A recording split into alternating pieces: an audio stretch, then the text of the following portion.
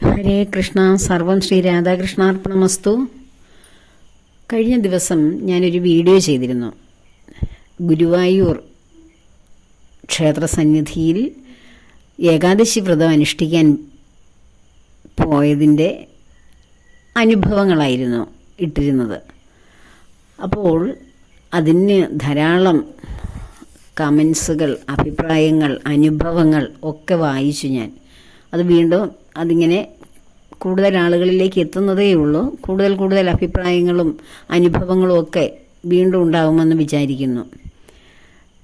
എല്ലാവർക്കും, എന്നോട് പറഞ്ഞവർക്കും, ഞാൻ നേരിട്ട് കണ്ടവർക്കും, അനുഭവങ്ങൾ എഴുതിയവർക്കും, എനിക്കും എല്ലാവർക്കും, കഴിഞ്ഞ ദിവസങ്ങളിൽ ഗുരുവായൂരെത്തിയ എല്ലാവർക്കും ഏകദേശം ഒരേ അനുഭവം തന്നെയായിരുന്നു. എല്ലാവർക്കും ഉണ്ടാകുന്ന ആ അനുഭവങ്ങൾ, അവിടെ ഉണ്ടായ കഷ്ടപ്പാടുകൾ, യഥാർത്ഥത്തിൽ ഭക്തർക്ക്, ഭഗവാനെ അകമഴിഞ്ഞ് സ്നേഹിക്കുന്ന ഭക്തർക്ക് ഉണ്ടായ അനുഭവങ്ങൾ എല്ലാവർക്കും എല്ലാം ഒരുപോലെ തന്നെയാണ്. എല്ലാവരുടെയും മനസ്സിനുണ്ടായ വേദനകൾ, നോവുകൾ എല്ലാം അവിടെ നിന്നെല്ലാം രക്ഷപ്പെടുത്തുവാൻ, അത്ഭുതകരമായിട്ട് നമ്മെ കൈപിടിച്ചുയർത്തുവാൻ ഭഗവാൻ കൂടെയുണ്ടായിരുന്നു എന്നുള്ളതാണ് ഈ വൈവിധ്യമാർന്ന അനുഭവങ്ങളിലും ആ വേദനകളിലും ഏകത്വമായി ഭവിച്ചത്. ആ ഭക്തരുടെ കൂടെ ഭഗവാൻ ഉണ്ടായിരുന്നു. ഭഗവാൻ നമ്മൾ ഓരോരുത്തരും വലയുമ്പോൾ, തളർന്നു വീഴാൻ പാകപ്പെട്ട് ശരീരം ക്ഷീണിക്കുമ്പോൾ ഓരോരുത്തരെയും കൈ പിടിച്ചുയർത്തിക്കൊണ്ട് ഭഗവാൻ നമ്മുടെ ഇടയിൽ നമ്മോട് ഓരോരുത്തരുടെയും ഒപ്പം ഉണ്ടായിരുന്നു എന്നുള്ളത് നമുക്ക് ഓരോരുത്തർക്കും അനുഭവവേദ്യമാണ്. എൻ്റെ കൺമുന്നിൽ ആ തിക്കിനിടയിൽ ഒരുപാട് പ്രായം ചെന്ന പുരുഷന്മാരും സ്ത്രീകളും അമ്മമാരും അച്ഛന്മാരൊക്കെ ഉണ്ടായിരുന്നു. വാർദ്ധക്യത്തിലേക്ക് കടന്നുപോയവരും ഒക്കെ ഉണ്ട്. എനിക്ക് വളരെ അതിശയം തോന്നി. ഇവരൊക്കെ എങ്ങനെ ഈ പൊടിയും ഇത്രയും ഇങ്ങനെ ആ ചൂടും പൊടിയും ഒക്കെ നിറഞ്ഞ അന്തരീക്ഷത്തിൽ ശ്വാസം ഗതി എടുക്കുവാൻ പോലും കഴിയാത്ത ഒരവസ്ഥയിൽ ഇതെങ്ങനെ നിൽക്കുന്നു ഇവിടെ? ഇവർക്ക് ഒന്നും ഒരാപത്തും ഉണ്ടാകല്ലേ എന്ന് ഞാൻ പ്രാർത്ഥിക്കുകയായിരുന്നു. ആ ഒരു തിരക്കിൽ ശ്വാസം, ആരോഗ്യമുള്ളവർക്ക് പോലും ശ്വാസം കിട്ടാൻ തിക്ക് കൂടുമ്പോൾ ആ ശ്വാസം എടുക്കാൻ കഴിയാത്തൊരവസ്ഥയിൽ പ്രായം ചെന്ന മനുഷ്യരൊക്കെ എന്നോട് തന്നെ ഒരച്ഛൻ എന്നോട് പറഞ്ഞ് 3 പ്രാവശ്യം ഞാൻ വീഴാൻ തുടങ്ങിയതായിരുന്നു. വീണ് പോകുമെന്ന് ഞാൻ കരുതി മോളെ, പക്ഷേ ഞാൻ വീണില്ല. വീഴാതെ എന്നെ ഭഗവാൻ കൈപിടിച്ചുയർത്തി എന്ന്. ഇന്ന് ഞാൻ കമൻസ്, ഞാനിട്ട വീഡിയോയ്ക്കടിയിൽ ഉള്ള അനുഭവങ്ങൾ എഴുതിയിരിക്കുന്ന പലരും അങ്ങനെ എഴുതിയേക്കുന്നത് ഞാൻ കണ്ടു. അപ്പോൾ എല്ലാവർക്കും ഏകദേശം ഒരേ അനുഭവം തന്നെയാണ് സംഭവിച്ചിരിക്കുന്നത്. പക്ഷെ അവിടെ നിന്നെല്ലാം നമ്മെ രക്ഷിച്ചത് ഭഗവാനാണ്. ഭഗവാൻ നമ്മോടൊപ്പം തന്നെയായിരുന്നു ഉണ്ടായിരുന്നത്. അല്ലാതെ ഈ ക്ഷേത്രത്തിൽ ഇതുപോലെയുള്ള ബുദ്ധിമുട്ടുകൾ ഭക്തർക്ക്, നിഷ്കളങ്കരായ നിർമ്മലരായിട്ടുള്ള ഭക്തർക്ക്, ഭഗവാന്റെ ഭക്തർക്ക് ഇങ്ങനെയുള്ള ദുരിതങ്ങൾ സൃഷ്ടിച്ച അധികാരികൾക്കോ തന്ത്രിക്കോ ഒപ്പമായിരുന്നില്ല എന്നുള്ളത് വളരെ സത്യമല്ലേ? നാം കണ്ട കാഴ്ചകളല്ലേ?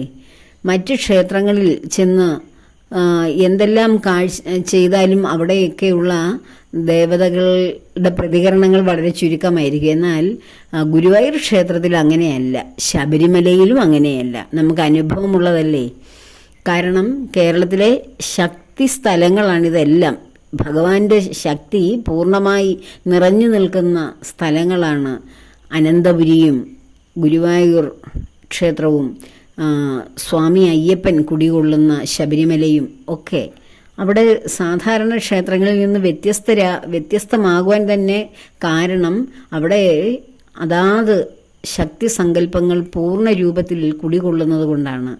അനേകായിരങ്ങൾ എത്ര തിരക്കും എത്ര കഷ്ടപ്പാടും സഹിച്ചും ആ പുണ്യഭൂമിയിൽ എത്തുന്നതിൻ്റെ കാരണം തന്നെ അവിടുന്ന് കിട്ടുന്ന അനുഗ്രഹങ്ങൾ കൊണ്ടല്ലേ? അപ്പോൾ ഇങ്ങനെയുള്ള നമ്മുടെ പ്രധാനപ്പെട്ട നമ്മുടെ ഈശ്വര സങ്കല്പങ്ങളെയൊക്കെ തകിടം മറിച്ച് അവിടെ ആ ഒരു ദേവതാ സങ്കല്പങ്ങൾ എത്ര ശക്തിയിൽ കുടികൊള്ളുന്നു, അവിടെ അതിന് വേണ്ടുന്ന കർമ്മങ്ങൾ അനുഷ്ഠിക്കാതെ വരുമ്പോൾ അവിടുത്തെ ആ വിഗ്രഹത്തിലെ ശക്തി കുറയുകയും, ശക്തി കുറഞ്ഞാൽ അത് അത്രയും ആ ഭക്തർക്കും അതുമായിട്ട് ബന്ധപ്പെട്ട് നിൽക്കുന്ന ആ സനാതന ധർമ്മികൾക്കും അതിൻ്റെ ആ ഗുണഫലം ഇല്ലാതെ വരികയും നമ്മുടെ ധർമ്മം ക്ഷയിക്കാൻ കാരണമാവുകയും ചെയ്യും എന്നൊക്കെയാണ് ഈ തന്ത്രിയെ വിലക്കെടുത്തിരിക്കുന്നവരും അവിടെ ക്ഷേത്ര അധികാരികളും ഒക്കെ ഭഗവാനെയും ഭക്തരെയൊക്കെ വെറുക്കുന്നവർ ഇങ്ങനെയാണ് ചിന്തിച്ചു വെച്ചിരിക്കുന്നത്. ഈ തന്ത്രി എന്ന് ഞാൻ മേൽശാന്തി എന്നാണ് കഴിഞ്ഞ വീഡിയോയിൽ പറഞ്ഞത്, അറിയാതെ പറഞ്ഞതാണ്. വീഡിയോ ഇട്ടതിന് ശേഷമാണ് ഞാൻ പറഞ്ഞ തെറ്റ് എനിക്ക് പെട്ടെന്ന് മനസ്സിലായത്. അപ്പോൾ അത് പലരും എനിക്ക് ചൂണ്ടിക്കാണിച്ചു തന്നിട്ടുണ്ടായിരുന്നു. ഈ തന്ത്രി രാജകീയ ഭോഗങ്ങളിൽ വസിക്കുന്ന സ്ഥലവും ആ ഭോഗങ്ങൾക്കൊക്കെ അതിൻ്റെ പിന്നിൽ പ്രവർത്തിക്കുന്നവരാരാണെന്നൊക്കെ നമുക്ക് അന്വേഷിച്ചാൽ വളരെ പെട്ടെന്ന് തന്നെ മനസ്സിലാകും. നമ്മുടെ ക്ഷേത്രത്തെയോ അല്ലെ ഗുരുവായൂരപ്പനെ സ്നേഹിക്കുന്ന ആളാണോ ഭഗവാനെ പൂജിക്കാൻ വേണ്ടിയിട്ട് ഭഗവാന്റെ പ്രധാനപ്പെട്ട അച്ഛൻ്റെ സ്ഥാനത്തിരിക്കുന്ന ആളെന്ന് ആലോചിച്ച് നോക്കൂ. ഭഗവാനെ തന്നെ കച്ചവടം ചെയ്യുന്നു. പക്ഷേ ആ കച്ചവടക്കാരുടെ കൂടാണോ ഭഗവാൻ? അത് വളരെ വേഗം തന്നെ കാലം തെളിയിച്ചു കൊടുക്കും. അന്ന് ഏകാദശി ദിവസം തന്നെ അനുഭവം ഉണ്ടായി ഇതിനൊക്കെ പ്രവർത്തിക്കുന്നവർക്ക്. ഇനിയും ഭഗവാന്റെ അത്ഭുത ലീലകളൊക്കെ കാണാനിരിക്കുന്നതേ ഉള്ളൂ. ക്ഷേത്രം നശിപ്പിക്കുവാൻ വന്ന പുരാതന കാലം തൊട്ടുള്ള ഏത് ശക്തികളെയും ഭഗവാൻ കൺമുന്നിൽ വെച്ച് പ്രത്യക്ഷനായി അവർക്കെല്ലാം വിപരീതമായ ഫലങ്ങൾ കൊടുത്ത ആളാണ് ശ്രീ ഗുരുവായൂരപ്പൻ. ഗുരുവായൂരപ്പനായിട്ട് നമ്മൾ ഓമനക്കണ്ണനായിട്ട് കാണുന്ന ഭഗവാൻ സാക്ഷാൽ ശ്രീ വൈകുണ്ഠനാഥനായ നാരായണസ്വാമി തന്നെയാണ്. ചതുർബാഹു രൂപത്തിലുള്ള ആ വിഗ്രഹമാണ് ഞാൻ കഴിഞ്ഞ ദിവസം അവിടെ കണ്ടത് തന്നെ. 3 മണിക്ക് ക്ഷേത്ര ദർശനം നടത്തുമ്പോൾ കളഭം മാറ്റിയതിന് ശേഷവും കണ്ടു, കളഭത്തോടു കൂടിയും കണ്ടു. അപ്പോൾ ശ്രീ നാരായണസ്വാമി അതും എത്രയോ യുഗങ്ങൾ കൈമാറിയ ശക്തിയുടെ ഒരു കേന്ദ്രമാണ് ആ വിഗ്രഹത്തിൽ ഒളിച്ചിരിക്കുന്നത്.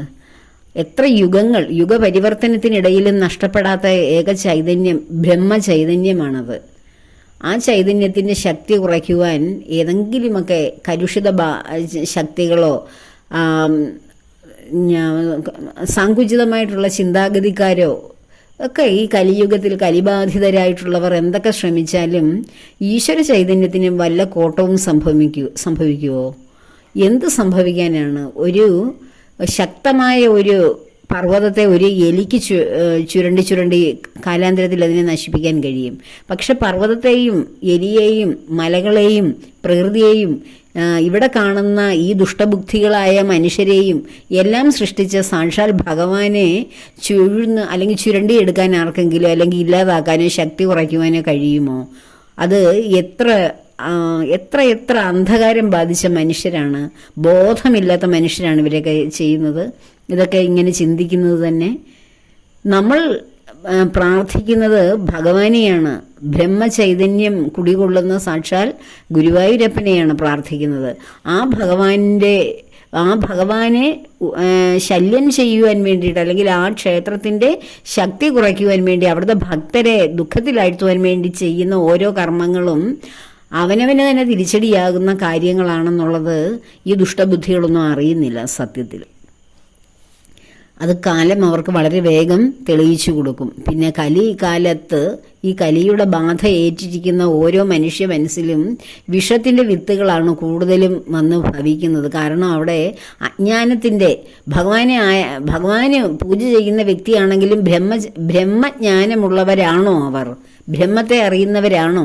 പൂണൂൽധാരികൾ, അവരുടെ പരമ്പരയായി പൂണൂൽധാരികളിൽ നിന്ന് ഉത്ഭൂതരായ വീണ്ടും തലമുറകൾ എന്നുള്ള ഒരു പേര് മാത്രമേ ഉണ്ടാവുകയുള്ളൂ. യഥാർത്ഥത്തിൽ ബ്രഹ്മത്തെ അറിയുന്ന ആരെങ്കിലുമാണോ ഭഗവാനെ പൂജ ചെയ്യാനും ഭഗവാന് നിവേദ്യം സമർപ്പിക്കാനും ഒക്കെ ഇരിക്കുന്നത്? അപ്പോൾ അവരുടെ ദുഷ്ടബുദ്ധി കൊണ്ട് അജ്ഞാനം ബാധിച്ച മനസ്സിലും തോന്നുന്ന അല്പലാഭം, ധനത്തിന് വേണ്ടിയുള്ള മോഹം, സ്ഥാനമാനങ്ങൾക്ക് വേണ്ടിയുള്ള പദവിക്ക് വേണ്ടിയൊക്കെയുള്ള മോഹങ്ങൾ മാത്രം. ഇതൊക്കെ ആ ജ്ഞാനപ്പാനെയെങ്കിലും നിത്യേന കേട്ടുണരുന്ന ആ ക്ഷേത്രത്തിലുള്ള ഓരോ വ്യക്തിയും അതിലെ അർത്ഥം മനസ്സിലാക്കിയാൽ അവരൊക്കെ നിഷ്കാമ കർമ്മങ്ങളല്ലേ ചെയ്യാൻ അവർക്ക് കഴിയൂ. നിത്യേന ഭഗവാൻ ഉണരുന്നത് തന്നെ ജ്ഞാനപ്പാനയും കേട്ടിട്ടാണ്. അത് കേട്ടുകൊണ്ട് നിൽക്കുന്ന ചെവിയുള്ളവരല്ലേ അവിടെ ഉള്ളവരെല്ലാം, കേൾവിയുള്ളവരല്ലേ? അവർക്ക് പോലും അതിൽ നിന്ന് ഒരു പരിവർത്തനം സംഭവിക്കുന്നുണ്ടോ? ഭക്തരായിട്ടുള്ളവർ അത് കേൾക്കുമ്പോൾ അതിൽ ലയിച്ചു നിൽക്കും. ഇത് നിത്യേന അത് കേൾക്കുകയാണ്, അവരുടെ തൊഴിലിൻ്റെ ഭാഗമായിട്ടേ അത് കാണുന്നുള്ളൂ. അവർ ഒരു തൊഴിൽ ചെയ്യുകയാണ്. ഗുരുവായൂർ ഭഗവാന്റെ സന്നിധിയിൽ വന്ന് ആ മുന്നിൽ വന്ന് അവരൊരു ജോലി ചെയ്യുന്നു, അത്രയേ ഉള്ളൂ. ആ ജോലിക്ക് അവർക്ക് ശമ്പളമോ കിമ്പളമോ അല്ലെങ്കിൽ മറ്റ് മതസ്ഥരിൽ നിന്ന് എന്തെല്ലാമോ കിട്ടുന്നു, അതിനുവേണ്ടി തൊഴിലെടുക്കുന്നു. അല്ലാതെ ഭഗവാനെ സേവിക്കുവാൻ, ഭഗവാനോടുള്ള അദമ്യമായ ഭക്തി, എനിക്ക് ഈ ക്ഷേത്രത്തിൽ ഏതെങ്കിലും തരത്തിലൊരു ജോലി കിട്ടിയത് ഭഗവാൻ പൂർവ്വജന്മത്തിൽ ഞാൻ ചെയ്ത പുണ്യത്തിൻ്റെ സുഹൃതത്തിൻ്റെ ഫലമാണ്, ആ ഒരു സ്മരണയിൽ അവിടെ ആരെങ്കിലും നിന്ന് ജോലി എടുക്കുന്നുണ്ടാവുമോ? ഏതെങ്കിലും ഒരു കർമ്മം ഉണ്ടെങ്കിൽ അവർ എത്രയോ പുണ്യവാന്മാർ, ഭാഗ്യവാന്മാർ. അല്ലാതെ ചെല്ലുന്ന ഭക്തർക്ക് ദോഷവും ദുരിതവും ഉണ്ടാക്കുന്ന ഭക്തരാരാണെന്ന് തിരിച്ചറിയാതെ, ഭഗവാൻ ആരാണെന്ന് തിരിച്ചറിവില്ലാത്ത കുറേ ജോലിക്കാരും എല്ലാവരും അങ്ങനെയൊക്കെ ഉള്ളവർ തന്നെയാണ്. ഇല്ലെങ്കിൽ ഇത്രയും ഭക്തരെ കഷ്ടപ്പെടുത്തുന്ന ഒരു കർമ്മം അവിടെയെങ്ങും നടക്കുകയില്ല. ഭക്തരുടെ മനസ്സറിയുന്നവർ ഭക്തരെ എത്രയോ സ്നേഹത്തോടെ ആദരവോടെ വേണം അവിടെ ഭഗവാന്റെ മുന്നിലേക്ക് എത്തിക്കുവാൻ. ഇത് അങ്ങനെയാണോ അവിടെ നടക്കുന്നത്? ഓരോ ഭക്തനെയും പരമാവധി വിഷമിപ്പിച്ച് അവരുടെ എല്ലാവരുടെയും മനസ്സിനെ തപിപ്പിച്ച് അവർക്ക് എത്രയെത്ര ദോഷങ്ങളോ ദുരിതങ്ങൾ ഉണ്ടാക്കി വെക്കാം എന്ന് അവർ പഠനം നടത്തിക്കൊണ്ടിരിക്കുകയാണ് അവിടെ. ഇതൊക്കെ ഭഗവാൻ എത്ര ദിവസം കണ്ടുകൊണ്ടിരിക്കും? എത്ര നാളെന്നൊന്നും ഞാൻ പറയില്ല, എത്ര ദിവസമാണ് ഭഗവാൻ ഇത് കാണുന്നത്. ഭഗവാന് എപ്പോഴും ഭഗവാന്റെ കൂടെ, ഭഗവാനെ എപ്പോഴും സേവിക്കുന്ന സ്നേഹിക്കുന്ന ഭക്തരുടെ മനോവിഷമത്തിനാണോ പ്രാധാന്യം, അതോ ഭഗവാനെ തിരിച്ചറിയാതെ ഭഗവാന് വേണ്ടി ജോലി എടുക്കുന്നവരുടെ കുബുദ്ധികൾക്ക്, അവരുടെ ആ മനസ്സിൻ്റെ കുബുദ്ധിയെ വർദ്ധിപ്പിക്കുന്ന കർമ്മത്തിനാണോ ഭഗവാൻ പ്രാധാന്യം കൊടുക്കുന്നത് എന്ന് നമുക്ക് കാത്തിരുന്ന് കാണുക തന്നെ വേണം. എന്നാലും ഈ ഏകാദശി ദിവസങ്ങളിൽ ഓരോ ഭക്തർക്കും നേരിട്ട വിഷമങ്ങൾ ഓർക്കുമ്പോൾ മനസ്സിന് വീണ്ടും ഓരോ വിഷമങ്ങൾ തോന്നുകയാണ്. ഈ വിഷമങ്ങളൊക്കെ നമ്മുടെ ഓരോരുത്തരുടെയും ഹൃദയത്തിൻ്റെ വേദനകൾ ഭഗവാന്റെ പത്മപാദങ്ങളിൽ തന്നെ സമർപ്പിക്കുകയേ തരമുള്ളൂ. ഭഗവാൻ എടുക്കട്ടെ എല്ലാറ്റിൻ്റെയും തീരുമാനം. ശബരിമലയെ തകർക്കുവാൻ വേണ്ടിയിട്ട് ഇങ്ങനെയുള്ള ഓരോ പ്രവൃത്തികളും സംഭവിച്ചപ്പോൾ ഭക്തർ ഒന്നടങ്കം ഒരേ വികാരത്തോടെ തേങ്ങുകയായിരുന്നു. അതിൻ്റെ ഫലവും നല്ല രീതിയിൽ തന്നെ ഉണ്ടായി. ഇതിനൊക്കെ ചുക്കാൻ പിടിച്ചവർ ഇന്ന് ഭൂമിയിൽ ജീവിച്ചിരിപ്പുണ്ടോ എന്ന് തന്നെ അന്വേഷിക്കുക. അതിൻ്റെ അടുത്ത തലമുറകളിലൊക്കെ എവിടെ കഴിയുന്നു എന്നും അന്വേഷിക്കുക. ഇതിൻ്റെ എല്ലാ സൂത്രധാരർക്ക് പെട്ടെന്ന് സ്വാമി ഓരോ അനുഭവങ്ങൾ കൊടുത്തിട്ടുണ്ട്. എല്ലാം സ്വാമിക്കെതിരെ സംസാരിച്ച ഓരോരുത്തരെയും അതാത് സ്ഥാനങ്ങളിൽ തന്നെ സ്വാമി തകർത്ത് തരിപ്പണമാക്കി കളഞ്ഞു. അതുപോലെ തന്നെ അതിലും നമ്മൾ സ്വാമിയെ പ്രാർത്ഥിക്കുമ്പോൾ അതുപോലെ തന്നെ എങ്കിലും അതിനുപരിയായി ഓരോരുത്തരുടെയും ഹൃദയത്തിൽ ഉണ്ണിക്കണ്ണൻ വാണരുളുന്ന ആ ഗുരുവായൂർ ക്ഷേത്രത്തിൽ എന്തൊക്കെയാണോ അവർ കാട്ടിക്കൂട്ടാൻ ആഗ്രഹിക്കുന്ന കാര്യങ്ങൾ അതൊന്നും അവിടെ എങ്ങും നടക്കാൻ പോകുന്നില്ല. കാരണം ഭഗവാൻ നമ്മുടെ ഓരോരുത്തരുടെയും ഇടയിൽ ജീവിച്ചിരിക്കുന്ന ചൈതന്യമാണ്. എല്ലാവരിലും ജീവനായി കുടികൊള്ളുന്ന പരമാത്മ ചൈതന്യമാണ് ഭഗവാൻ. ആ ഭഗവാനെ ജീവനില്ലാത്ത കല്ലായിട്ടോ അല്ലെ വിഗ്രഹമായിട്ടോ കാണുന്ന ദുഷ്ടബുദ്ധികൾക്ക് ഭഗവാൻ ജീവനോടെയുണ്ട്, ഭഗവാനാണ് ഈ ജീവചൈതന്യം എന്ന് തിരിച്ചറിവ് കൊടുക്കുന്ന കർമ്മങ്ങൾ തന്നെ അവിടെ സംഭവിക്കുക തന്നെ ചെയ്യും. അപ്പോൾ എല്ലാം നമുക്ക് കാത്തിരുന്ന് കാണാം.